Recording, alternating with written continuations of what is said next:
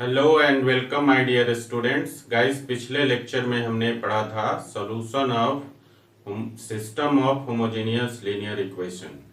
Guys, आज उसी कड़ी में हम लोग आगे बढ़ेंगे और आज के लेक्चर में हम लोग पढ़ने वाले हैं solution of system of non homogeneous linear equation and consistency of the system of linear equations. Okay guys, तो चलिए शुरू करते हैं। तो गाइज, आज जो हम लोग पढ़ेंगे वो है आपका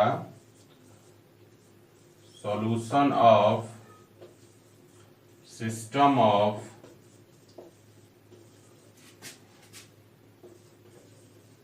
नॉन होमोजेनियस लीनियर इक्वेशंस। ठीक है, चलिए इसके लिए हम लोग क्या करते हैं कि एक सिस्टम ऑफ लीनियर इक्वेशन मान लेते हैं। तो लेट कर लीजिए a1x plus b1y plus c1z is equal to d1, a2x plus b2y plus c2z is equal to d2 and a3x plus b3y plus c3z is equal to d3। ये तीन equations हैं और इनको एक साथ हम लोग बोलेंगे system of non homogeneous linear equations, या फिर इसको बोलेंगे हम लोग साइमल्टेनियस लीनियर इक्वेशंस। ओके, अब जरा देखिए इसको, इस इक्वेशन को हम लोग मैट्रिक्स फॉर्म में लिख सकते हैं। और कैसे लिख सकते हैं? सबसे पहला रूल है क्या, देखिए इसमें पहला रूल है कि right the matrix of coefficient of variables. Okay guys, right the matrix of coefficient of variables. ठीक है, एज कैसे, यहां देखिए एक मान लीजिए एक मैट्रिक्स है और यहां पर देखिए आपके पास x के कोफिशिएंट्स हैं a1 a2 a3। तो आप यहां लिख दीजिए a1 a2 a3। y का कोफिशिएंट्स हैं b1 b2 b3। तो ये हो गया b1 b2 b3। और z का कोफिशिएंट है c1 c2 c3। ठीक है, और इसके बाद हम लोग, ये पहला काम था कि यहाँ पर जो सिस्टम ऑफ इक्वेशंस में जो वेरिएबल्स है उसके कोफिशिएंट्स का मैट्रिक्स बना दीजिए। उसके बाद दूसरा काम है आपका कि यहाँ पर जो वेरिएबल्स हैं, इस सिस्टम ऑफ इक्वेशंस में जो वेरिएबल है उसके लिए भी एक मैट्रिक्स बना देते हैं। तो दूसरा रूल है guys, right the matrix of variables. Variables का मैट्रिक्स बना लीजिए एज, इसको आप x मान लीजिए और इसमें वेरिएबल्स कौन कौन से हैं? तीन वेरिएबल है आपका x, y और z। ठीक है, इसके बाद हम लोग क्या करेंगे, अब हमारे पास देखिए वेरिएबल के कोफिशिएंट का मैट्रिक्स हो गया, वेरिएबल का मैट्रिक्स हो गया, और अब हम लोग एक मैट्रिक्स बनाएंगे इसका कांस्टेंट का मैट्रिक्स। तो तीसरा रूल है right the matrix of constants. ठीक है ना, कांस्टेंट का मैट्रिक्स बनाएंगे और उसको हम लोग B मान लेते हैं एज, इसको B मान लेते हैं और B में कांस्टेंट्स है आपके पास D1 D2 D3। ठीक है ना। अब यहां पर आप ध्यान दीजिएगा कि जब आप x से a में मल्टीप्लाई करेंगे, ठीक है ना, यहां पहले समझ लीजिए थोड़ा सा। देखिए अब आपके पास a में है a1 a2 a3 b1 b2 b3 c1 c2 c3 है ना। और इसमें हम लोग x से अगर मल्टीप्लाई करें और x में एलिमेंट्स है x y z, तो क्या करते हैं, कॉलम को उठाते हैं और बारी बारी से इसके रोज में गुना करेंगे ना। तो देखिए जरा ध्यान दीजिएगा, इस कॉलम को उठाया, इसमें एक ही कॉलम है और इसमें मल्टीप्लाई करेंगे तो क्या आएगा आपका, ये मिलेगा आपका, यहां ध्यान दीजिए, ये आपका जो मिलेगा ये मिल जाएगा आपका a1x plus b1y plus c1z मिलेगा ना। x से a1 में गुना होगा a1x, फिर y से b1 में गुना होगा b1y, फिर z से c1 में गुना होगा c1z। और ये किसके बराबर है गाइस, ये आपका d1 के बराबर है। तो इसको x वाले मैट्रिक्स को जब a में मल्टीप्लाई करेंगे तो ये किसके बराबर हो जाएगा, मैट्रिक्स b के बराबर हो जाएगा। देखिए d1 d2 d3 हो जाएगा ना। तो यहां से इसको इसमें मल्टीप्लाई करेंगे और ये किसके बराबर, d1 के बराबर। इसी तरह से आप देखेंगे कि फिर से इसको आप सेकेंड रो में जब मल्टीप्लाई करेंगे तो देखिए ये हो जाएगा, x से a2 में गुना हो जाएगा तो a2x plus b2y plus c2z। इस तरह से कॉलम को सेकेंड रो में गुना करेंगे और ये किसके बराबर हो जाएगा, d2 के बराबर, है ना। और फिर इसी तरह से इसको उठा के थर्ड रो में गुना करेंगे तो आप देखेंगे ये हो जाएगा आपका a3x plus b3y plus c3z और ये d3 के बराबर हो जाएगा। तो इस तरह से आप देख रहे हैं हमारे पास दिया हुआ सिस्टम ऑफ इक्वेशन यही था। तो इसको हम लोग मैट्रिक्स मल्टीप्लिकेशन के फॉर्म में लिख सकते हैं ना। सो गाइस अगला जो काम करना है आपको, वो काम क्या करना है कि एक आपको मैट्रिक्स मल्टीप्लिकेशन के फॉर्म में आपको ये सिस्टम ऑफ इक्वेशन को लिखना है। तो चौथा रूल कहता है कि right the given system of non homogeneous linear equations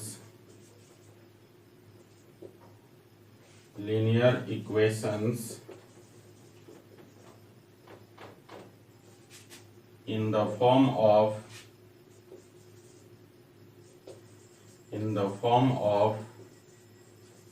matrix multiplication। ठीक है ना। एज कैसे लिखना है, ax is equal to b। ठीक है। अब देखिए जरा, a को आप इस तरफ लाएंगे तो देयरफॉर आपको मिलेगा x is equal to a inverse b। ठीक है। अब इस इक्वेशन की मदद से, है ना, चौथे स्टेप में जो हमने रिलेशन एस्टैब्लिश किया, इसकी मदद से हम लोग x और y z की वैल्यू निकालते हैं। ठीक है ना। तो पहले आप इसको लिख लीजिए, फिर हम लोग आगे बढ़ते हैं।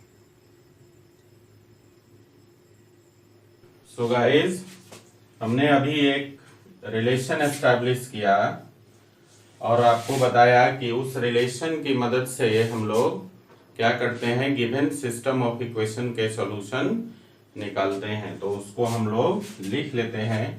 So we can find out the solution of the system of non-homogeneous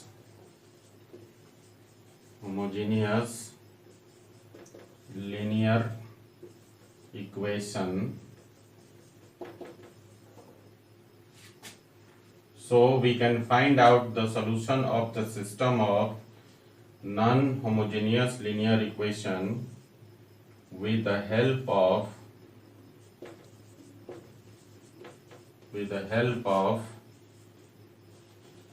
x is equal to a inverse b. ठीक है, a inverse x is equal to a inverse b की मदद से हम लोग system of homogeneous non homogeneous linear equation का solution निकाल लेते हैं. ओके गाइस, अब इसमें 2-3 पॉइंट्स जो है रिमार्केबल पॉइंट्स हैं और इसको आप लिख सकते हैं यहाँ पर एक टॉपिक बना के,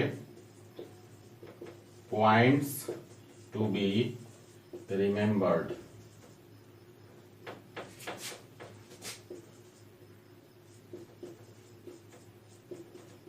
पॉइंट्स टू बी रिमेम्बर्ड. पहला पॉइंट है, if determinant of A not equal to 0. अगर जो मैट्रिक्स आपने निकाला है उसका डिटर्मिनेंट का वैल्यू अगर 0 के बराबर नहीं होता है, if determinant of A not is equal to 0, then the system of non-homogeneous linear equations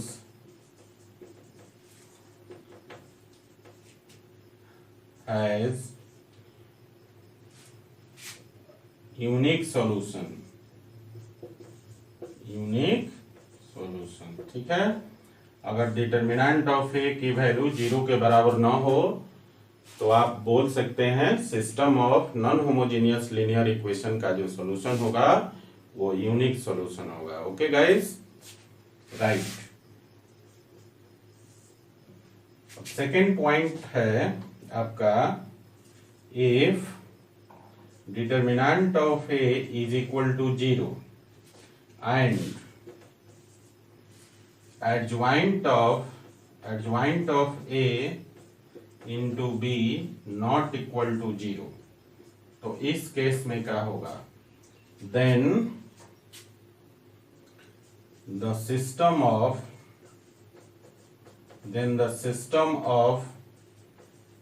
non-homogeneous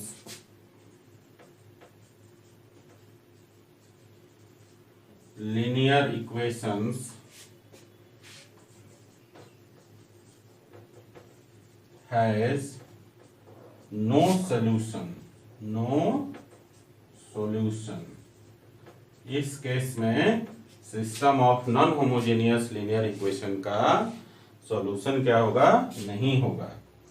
कब, when a determinant of a is equal to 0 and adjoint of a into b not equal to 0. जब ये condition हो तो इस case में system of non homogeneous linear equation का solution नहीं होता है, कोई सॉल्यूशन नहीं मिलता है. ठीक है, and third point is that if determinant of A is equal to 0 and adjoint of a into b is also equal to 0, then the system of non-homogeneous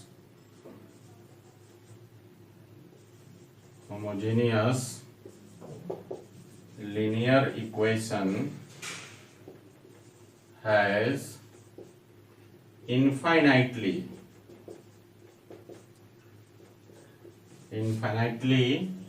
many solutions. Clear है, जब determinant of A की value 0 हो and adjoint of A into B की value 0 हो जाए, तो इस case में system of non homogeneous linear equation का जो सॉल्यूशन होगा वो आपका हो जाएगा इनफाइनाइट सॉल्यूशन या infinitely many solution. Okay guys, तो ये ओवरऑल सारी बातें थी नॉन होमोजेनियस लीनियर इक्वेशन के बारे में। अब हम लोग एग्जांपल्स करेंगे, ठीक है ना, और एग्जाम्पल की मदद से हम इन सारी बातों को समझने का प्रयास करेंगे। ओके गाइस, तो पहले इसको लिख लीजिए। गाइस, प्रॉब्लम बनाने से पहले हम लोग कंसिस्टेंसी और inconsistency of the system of linear equations के बारे में थोड़ा सा स्टडी करेंगे। देखिए, तो अगला टॉपिक है अपना कंसिस्टेंट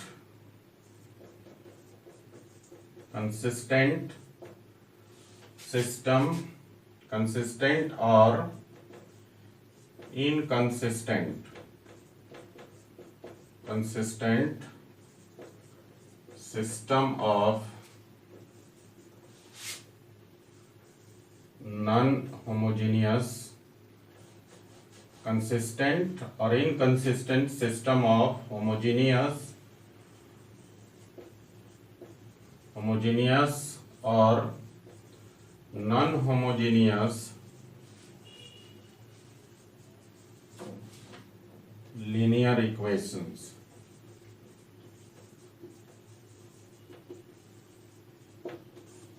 देखिए गाइस, जब भी सिस्टम ऑफ इक्वेशंस के सॉल्यूशन एग्जिस्ट करेगा, ठीक है ना, तब हम लोग सिस्टम को बोलते हैं कि कंसिस्टेंट है। और अगर सॉल्यूशन एग्जिस्ट नहीं करेगा तो हम लोग बोलते हैं कि system of linear equations inconsistent है। ओके गाइस, तो हम लोग यहां पर लिखते हैं, देखिए एक डायग्राम से हम लोग समझ लेते हैं।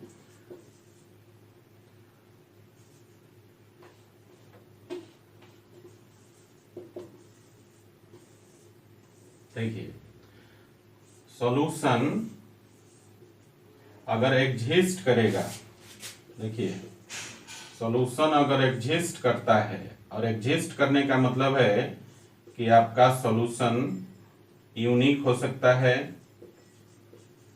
यूनिक सॉल्यूशन हो सकता है, या फिर आपका सॉल्यूशन इनफाइनाइट सॉल्यूशन हो सकता है, इनफाइनाइट सॉल्यूशन हो सकता है। और जब सॉल्यूशन एग्जिस्ट करेगा तो यूनिक सॉल्यूशन होगा या इनफाइनाइट सॉल्यूशन होगा। तो इस केस में हम लोग सिस्टम को क्या बोलते हैं कि कंसिस्टेंट है। क्लियर है? किस केस में? जब सॉल्यूशन एग्जिस्ट करेगा, ठीक है ना, तब, और सॉल्यूशन एग्जिस्ट करेगा तो उस केस में या तो यूनिक सॉल्यूशन होगा या इनफाइनाइट सॉल्यूशन होगा। और उस केस में हम लोग क्या बोलते हैं कि जो सिस्टम ऑफ लीनियर इक्वेशन है वो कैसा है? कंसिस्टेंट है। Okay.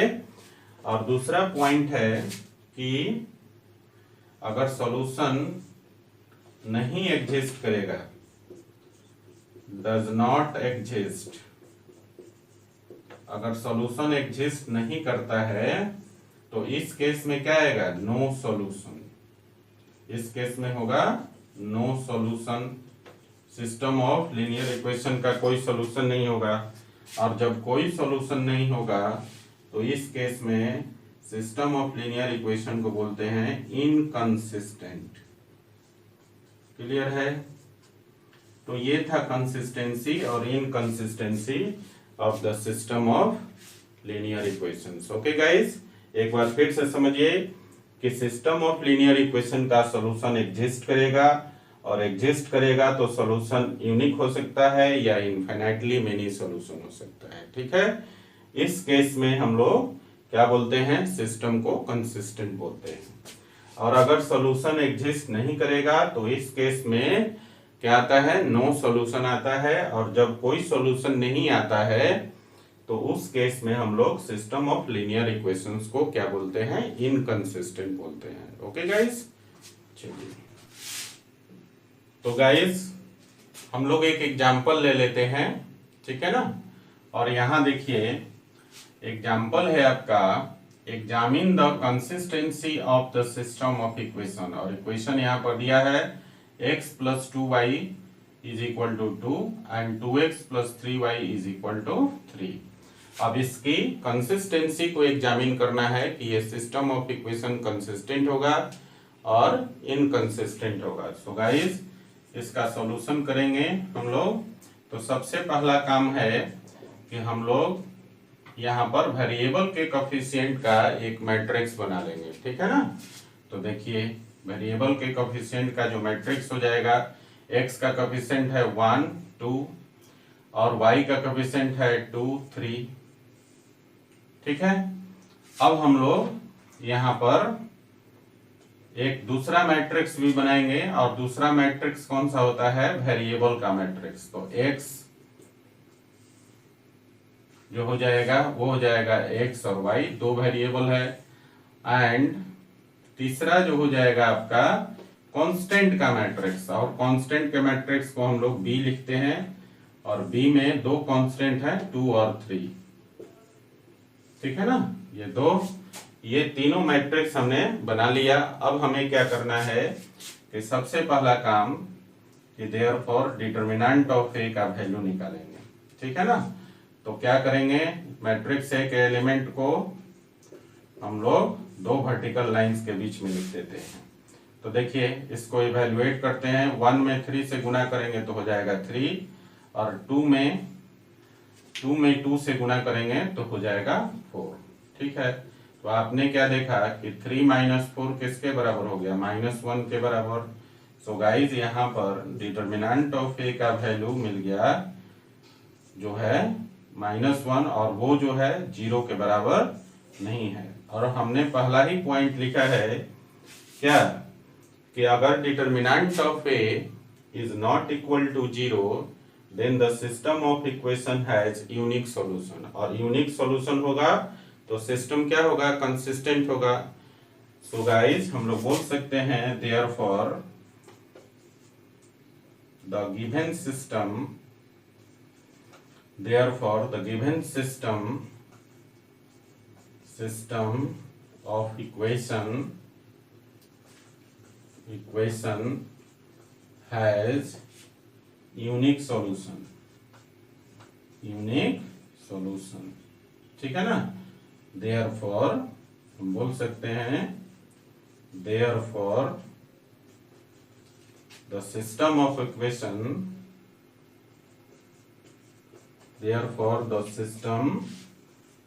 Equation is consistent. Clear है,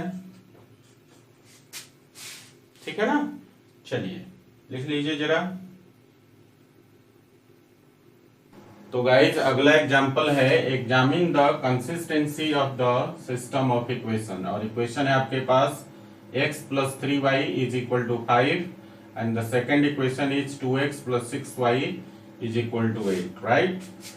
सो गाइज हम लोग इसकी कंसिस्टेंसी को चेक करेंगे। तो सबसे पहला काम है कि आपको तीन मैट्रिसेस फाइंड आउट करना है।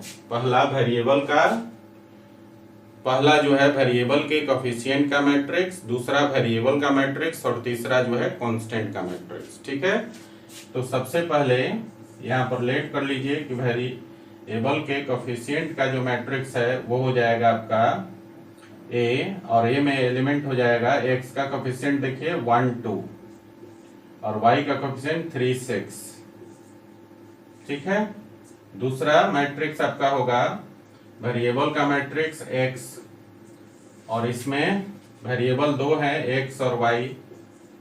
और जो तीसरा मैट्रिक्स होगा जो तीसरा मैट्रिक्स b होगा वो आपका कांस्टेंट का मैट्रिक्स, और कांस्टेंट यहाँ पर दो है 5 और 8, ठीक है ना। तो ये तीनों मैट्रिक्स हमने निकाल लिया। अब हमारा काम है डिटरमिनेंट ऑफ ए का वैल्यू निकालना। तो therefore determinant of A is equal to हो जाएगा आपका दो वर्टिकल लाइंस के बीच में मैट्रिक्स ए का एलिमेंट, तो 1 2 3 6। और इसको जरा कैलकुलेट करते हैं। तो देखिए यहाँ पर 1 इंटू 6 करेंगे तो 6 हो गया, और -2 इंटू 3 करेंगे तो 6 हो गया। तो यहाँ पर वैल्यू क्या आ गया, 6 - 6 0। सो गाइज यहाँ पर हमने देखा determinant of A is equal to हो गया 0। और इस केस में क्या होता है, डिटर्मिनेंट ऑफ ए 0 हो जाए तब हम लोगों को निकालना पड़ता है adjoint of A into B, ठीक है ना। जब डिटर्मिनेंट ऑफ ए का वैल्यू 0 हो जाए तब हम लोगों को निकालना पड़ेगा adjoint of A into B, तभी हम डिसाइड कर पाएंगे कि सिस्टम ऑफ इक्वेशन का सॉल्यूशन जो है वो आपका नो सॉल्यूशन है या इनफिनिटली मेनी सॉल्यूशन है। ओके गाइस, तो चलिए हम लोग निकालते हैं एडज्वाइंट ऑफ ए। और गाइस मैंने बताया था सेकेंड ऑर्डर के मैट्रिक्स में एडज्वाइंट ऑफ ए जब निकालते हैं आप, तो मैंने आपको एक ट्रिक बताया था। और ट्रिक क्या था, ट्रिक ये था कि प्राइमरी डायगोनल के एलिमेंट्स को इंटरचेंज कर देना है। तो ये हो जाएगा 1 6 है, तो ये हो गया आपका 6 1, ठीक है। और सेकेंडरी डायगोनल के एलिमेंट्स का साइन अपोजिट कर देना है। तो यहाँ पर 3 और 2 है, पॉजिटिव साइन है, अब आपका साइन नेगेटिव हो जाएगा तो -3 और -2 हो जाएगा। तो ये आपका एडज्वाइंट ऑफ ए निकल गया। नाउ आपको फाइंड आउट करना पड़ेगा क्या, adjoint of A into B, ठीक है ना। गाइस यहाँ पर डिटर्मिनेंट ऑफ ए 0 आ गया। अगर डिटर्मिनेंट ऑफ ए की वैल्यू 0 के बराबर नहीं होता तो हम वहीं पर डायरेक्टली हमें पता चल जाता है कि सिस्टम ऑफ इक्वेशन का सॉल्यूशन यूनिक है, और वहीं हम लोग कंसिस्टेंट लिख देते हैं, ठीक है ना। लेकिन जब डिटर्मिनेंट ऑफ ए का वैल्यू 0 आ जाता है तो हमारे पास दो केसेस होते हैं। पहला केस होता है कि if determinant of A is equal to 0 and adjoint of A into B not equal to 0, ठीक है। और दूसरा केस आता है if determinant of A is equal to 0 and adjoint of A into B is also equal to 0। ये दो case आते हैं, ठीक है ना। तो हमें यहाँ पर एडज्वाइंट निकालना मस्ट हो जाता है, ठीक है। और फिर हम लोग निकालते हैं adjoint of A into B. तो देखिए एडज्वाइंट ऑफ ए का वैल्यू यहाँ ऑलरेडी निकाल चुके हैं, 6 -2 -3 और 1, ठीक है ना। और फिर b का वैल्यू, b क्या है, b जो है अपना कांस्टेंट का मैट्रिक्स है और इसका वैल्यू है 5 8, ठीक है। अब इसको उठा के हम लोग इसके रो में बारी बारी से गुना कर देंगे। तो देखिए इसको उठा के इसमें गुना करेंगे तो 6 में 5 से गुना करेंगे हो गया 30, और फिर -3 में 8 से गुना करेंगे तो -24, ठीक है। अब इसको उठा के सेकेंड रो में गुना कीजिए तो -2 में 5 से गुना करेंगे तो हो जाएगा आपका, ये हो जाएगा आपका -10, और फिर 8 में 1 से गुना करेंगे तो हो जाएगा +8। क्लियर है गाइस। और यहाँ पर आप देखिए, ध्यान दीजिए, ये हो गया 30 में से 24 को घटाएंगे तो ये हो गया 6, और फिर -10 + 8 करेंगे तो हो जाएगा -2, ठीक है। और यहाँ पर आप क्या देख रहे हैं कि therefore adjoint of A into B not equal to 0, ये 0 के बराबर नहीं आया। जब तो यहाँ पर एक कंडीशन हमने देखा कि determinant of A is equal to 0 and adjoint of A into B not equal to 0, ठीक है। तो इसको आप इक्वेशन 1 मान लीजिए और इसको आप इक्वेशन 2 मान लीजिए। तो हम लिख सकते हैं 10 from equation 1 and 2 we get क्या मिला हमको, we get determinant of A is equal to 0 and adjoint of A into B not equal to 0। Therefore यहाँ लिखेंगे, therefore the system of equation has no solution। और no solution के case में क्या होता है, नो सॉल्यूशन के case में सिस्टम ऑफ इक्वेशन इनकंसिस्टेंट होता है, ठीक है ना। सो यहां लिख सकते हैं that is the system of equation is inconsistent. Clear हो गया। तो इस प्रकार से हम लोग कंसिस्टेंसी और इनकंसिस्टेंसी को चेक करते हैं। चलिए इसको लिख लीजिए जरा। तो गाइस अगला क्वेश्चन है, सॉल्यूशन फाइंड आउट करने पर क्वेश्चन है, और क्वेश्चन ये है find the solution of following system of equations. यहाँ पर 3 जो है नॉन होमोजेनियस लीनियर इक्वेशन का एक सिस्टम दिया हुआ है और आपको इसका सॉल्यूशन फाइंड आउट करना है, ठीक है। सो गाइस चलिए सॉल्यूशन करते हैं इसका। तो पहला काम है 3 मैट्रिसेस बनाना, और 3 मैट्रिसेस कौन कौन सा।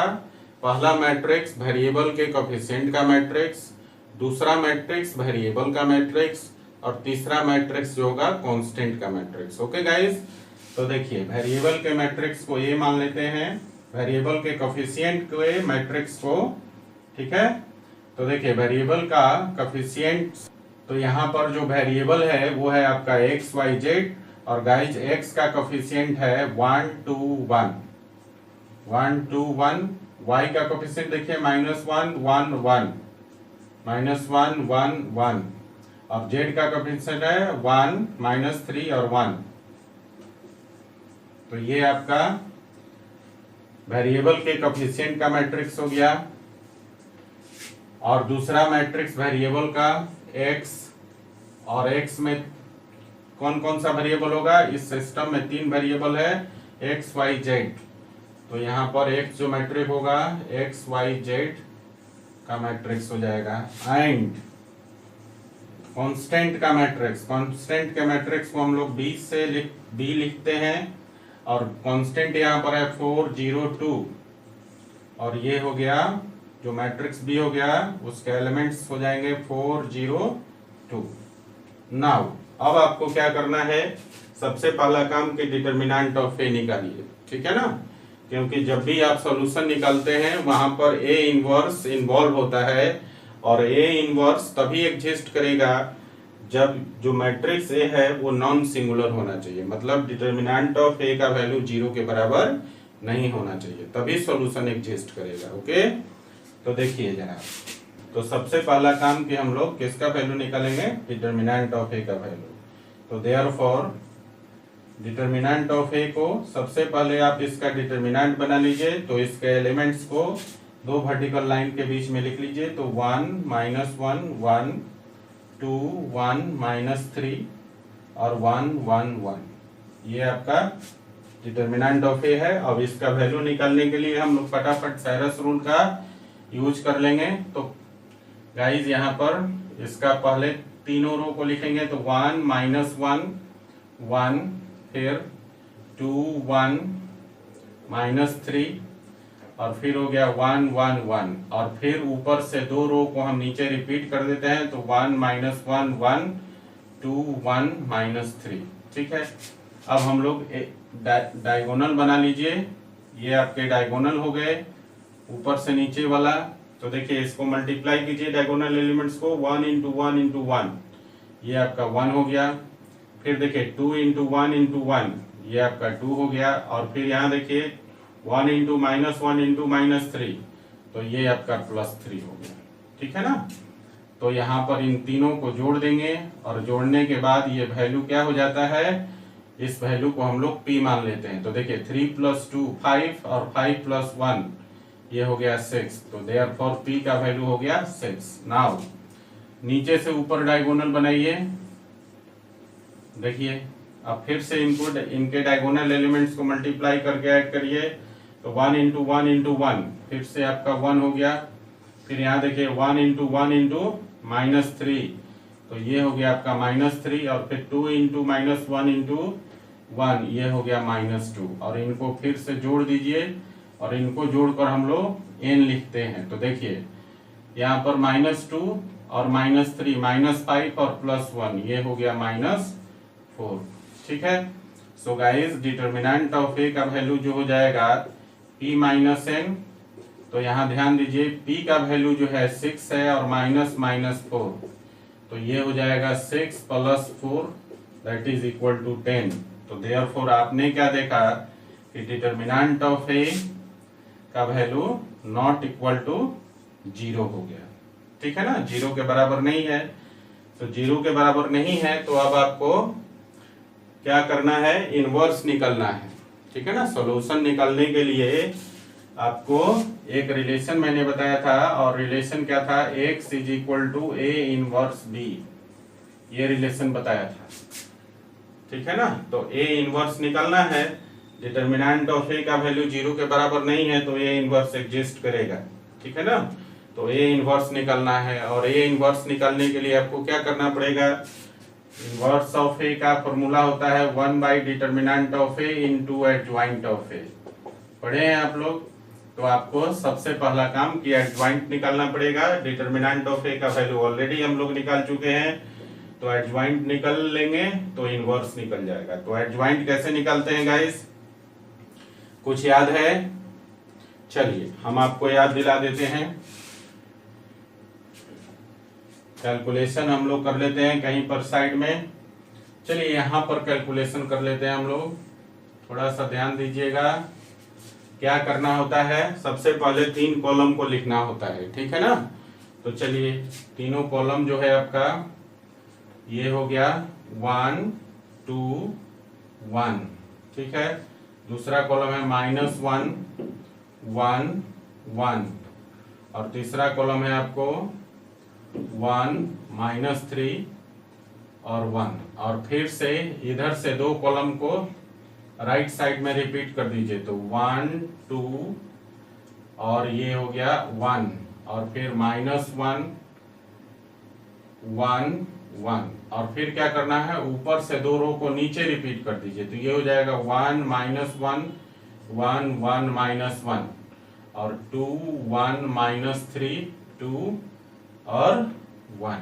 ठीक है, और इसमें क्या करते हैं हम लोग कि इस रो, फर्स्ट रो को और फर्स्ट कॉलम को हम लोग डिलीट कर देते हैं। गाइस यहाँ पर मैं एक बात आपको बताना चाहता हूँ कि मैं यहाँ पर आपका कैलकुलेशन शॉर्टकट में कर रहा हूँ। ठीक है ना, लेकिन आपको क्या करना है, आपको जब भी एग्जाम में इस क्वेश्चन को बनाना होगा, आपको प्रत्येक एलिमेंट का, यहाँ पर मैट्रिक्स ए के प्रत्येक एलिमेंट का कोफैक्टर्स निकालना पड़ेगा, और फिर कोफैक्टर्स का मैट्रिक्स सी निकालना पड़ेगा, और फिर उसको ट्रांसपोज करके एडजॉइंट ऑफ ए निकालना होगा। ठीक है ना, और पूरा डिटेल में करना होगा, लेकिन मैं यहाँ पर आपको शॉर्टकट में बता रहा हूँ।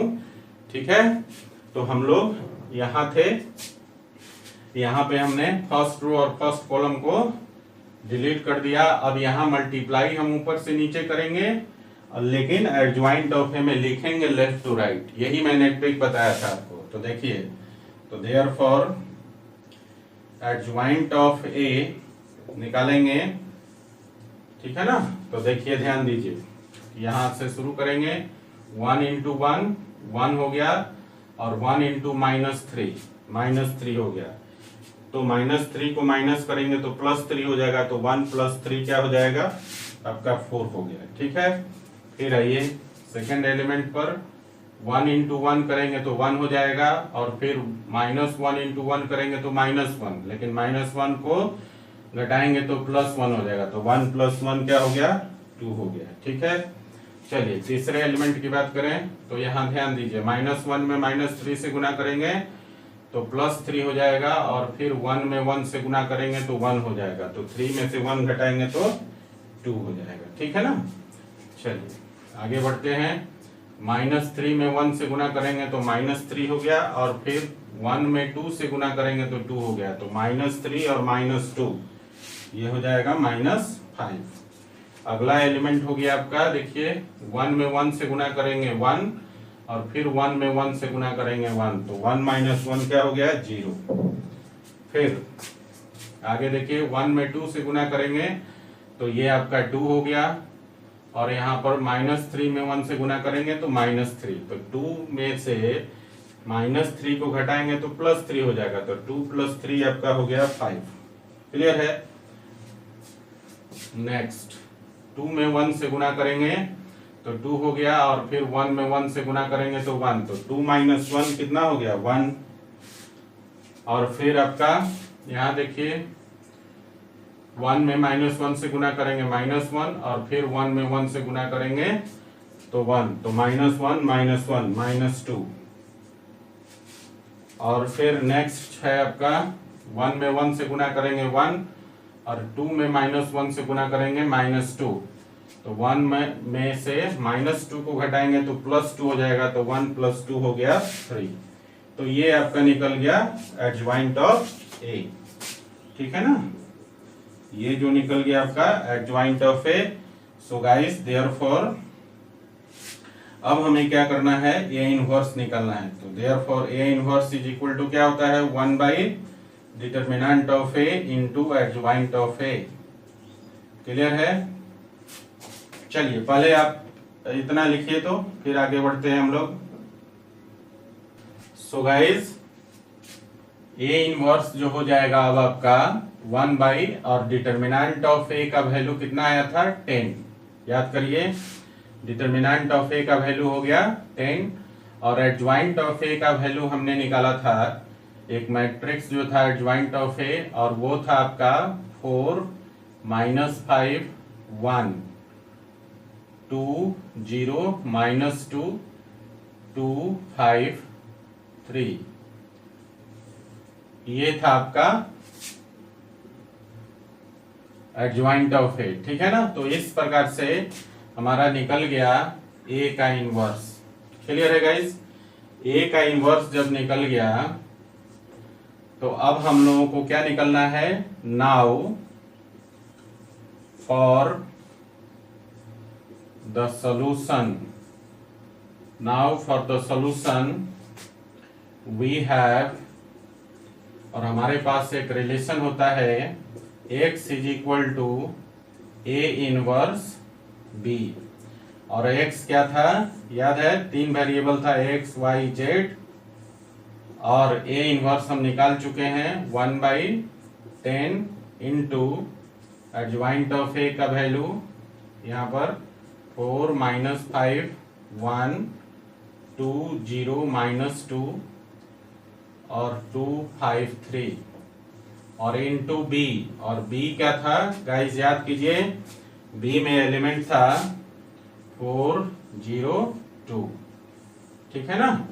अब हम लोगों को क्या करना है, इसको उठा के और इसके रो में बारी बारी से, इसके रोज में बारी बारी से गुना कर देना है। ठीक है ना। तो चलिए इसको उठा के फर्स्ट रो में गुना करते हैं। ये हो गया 1/10, और यहाँ देखिए 4 में 4 से गुना करेंगे हो गया 16, 2 में 0 से गुना करेंगे +0, और 2 में 2 से गुना करेंगे तो हो गया आपका 4। चलिए अब इसको उठा के सेकेंड रो में गुना कीजिए, तो -5 में 4 से गुना करेंगे तो -20 हो गया, और 0 में 0 से गुना करेंगे +0, और 5 में 2 से गुना करेंगे +10। ठीक है ना। अब इसको उठा के थर्ड रो में गुना कर दीजिए, तो ये हो जाएगा देखिए 4 में 1 से गुना करेंगे तो हो गया 4, और -2 में 0 से गुना करेंगे +0, और फिर यहाँ पर देखिए 3 में 2 से गुना करेंगे तो +6। ठीक है। तो गाइज यहाँ पर हो गया 1/10, और इसको जरा हम लोग कैलकुलेट कर लेते हैं, तो 16 + 4 हो गया 20, और -20 और +10 -10, और यहाँ देखिए 4 + 6 ये आपका हो गया 10। और यहाँ ध्यान देने की बात यह है कि यहाँ पर जो 1/10 है वो स्केलर मल्टीप्लिकेशन है इस मैट्रिक्स के लिए, तो हम लोग क्या करेंगे, अंदर प्रत्येक एलिमेंट में 10 से भाग दे देंगे। ठीक है ना। तो हम लोग इसको लिख सकते हैं आगे कितना हो जाएगा, देखिए जरा, इस 10 से अंदर ले आएंगे 1/10 को, तो 20 में 10 से भाग दे देंगे तो हो जाएगा आपका 2, और फिर -10 में 10 से भाग देंगे तो -1, और फिर 10 में 10 से भाग देंगे तो 1, और ये किसके बराबर था गाइस, ये था आपका x के बराबर, मतलब x y z is equal to आपका मिल गया 2 माइनस 1 और 1। तो देखिए यहाँ पर दो इक्वल मैट्रिसेज हो गए, तो कॉरेस्पॉन्डिंग एलिमेंट्स क्या हो जाएंगे, इक्वल हो जाएंगे। तो गाइस x का वैल्यू हो गया 2, y का वैल्यू हो गया -1 और z का वैल्यू हो गया आपका 1। क्लियर है? तो इस प्रकार से आपका x y z का वैल्यू निकलता है और ये जो था आपका सिस्टम ऑफ इक्वेशन का सॉल्यूशन निकल गया। ठीक है ना? तो ये आपका आंसर हो गया। ओके गाइस, लिख लीजिए इसको। और गाइस मैं आपसे अब ये कहना चाहता हूं कि अब आपके डिटर्मिनेंट वाले एक्सरसाइज में एक्सरसाइज 4.6 मिलेगा। ठीक है ना? डिटर्मिनेंट वाले पोर्शन में आप देखेंगे एक्सरसाइज 4.6। यहाँ मैट्रिसेज का एप्लीकेशन है लीनियर इक्वेशन के कंसिस्टेंसी को चेक करने के लिए और लीनियर इक्वेशन का सॉल्यूशन प्राप्त करने के लिए। ठीक है ना? तो आप लोग क्या करेंगे कि एक्सरसाइज 4.6 खुद से बनाएंगे और जो भी डाउट क्वेश्चंस होगा आप जल्दी से मुझे सेंड कर दीजिए ताकि नेक्स्ट लेक्चर में सारे डाउट क्वेश्चंस को शामिल कर लिया जाए। ठीक है ना? ओके गाइस, लिख लीजिए।